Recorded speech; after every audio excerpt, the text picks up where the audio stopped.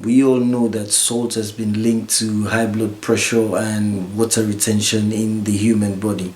However, this does not negate the fact that we still do need salt in our body. So the real question is, what kind of salt are you consuming? So today we're going to talk about salt and what salt is best for you to consume. But before I go further, please don't forget, touch the like and subscribe button and share this video to whoever may need it. So let's talk about salt. Salt in its normal composition is made up of sodium, chloride and other minerals. So the dominant mineral in salt is sodium chloride, and it's got other minerals which make up salt when it comes in its original form. You see, we do need salt in our body. Salt is needed for proper nerve and muscle function. Salt is also needed to make your stomach acid that you use to digest your food. Salt is also needed to regulate fluids within the body. So those are just three of some of the reasons why we need salt in our body. So now, when you go to the supermarket to buy salt, there are three main kinds of salt you see. You see your table salt, you see your sea salt, and you see your pink Himalayan sea salt. Most people buy table salt because it's cheaper. But the problem with table salt is that it's very bleached, highly refined, and it contains something called microplastics. Microplastics come from industrial waste and our normal day-to-day waste.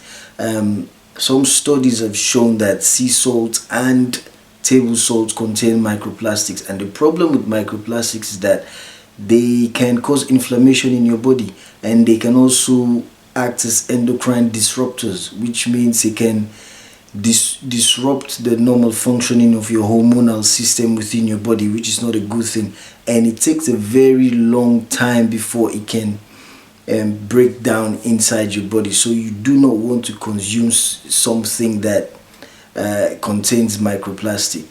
Sea salt is another good type of salt. It contains a lot of minerals and sodium as well, but the problem with sea salt as well is also contain microplastics.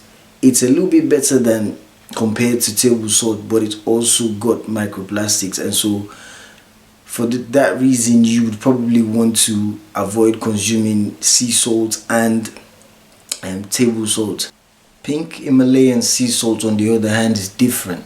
It comes from ancient unpolluted seabeds that do not contain microplastics, which means pink Himalayan sea salt is coming from a seabed that has been there long ago, probably even before humans. So they are not showing on the study to contain microplastic, and they have 84 other minerals. And pink Himalayan sea salt is not refined, so it still contains all the minerals. The one salt that you want to consume would be pink Himalayan sea salt. Yes, it's a bit more expensive compared to the other two salts, but that's probably the reason why, because it comes in its original form, so you would want to consume something that is clean and that it's not going to cause you any problem in the long term. Anyway, thanks for watching, guys. I just thought I should share this information with you. If you find this beneficial, please touch the like button and make sure you subscribe to this channel. I'll see you next time.